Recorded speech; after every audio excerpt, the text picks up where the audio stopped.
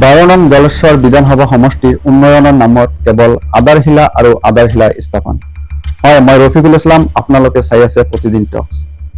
অহা 2026 নিৰ্বাচনৰ দিন যিমানেই চমু চাপি আহিছে সিমানেই আধাৰশিলা স্থাপনৰ হাৰ বৃদ্ধি পাবলৈ ধৰিছে জলেশ্বৰ সমষ্টিত।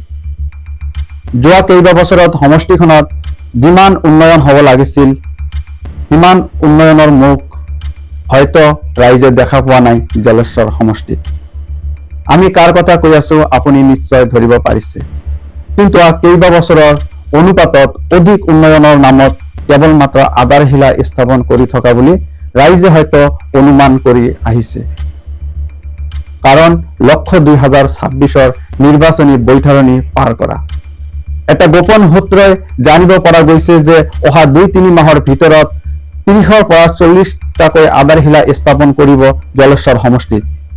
এতিয়া কথাটো হ'ল ৰাইজে বিচাৰিলে পৰৱৰ্তী সময়ত 12 নং জলেশ্বৰ সমষ্টিৰ যোৱা 5 বছৰৰ উন্নয়নৰ নমুনাৰ বিস্তাৰিত প্ৰতিবেদন প্ৰকাশ কৰা হ'ব।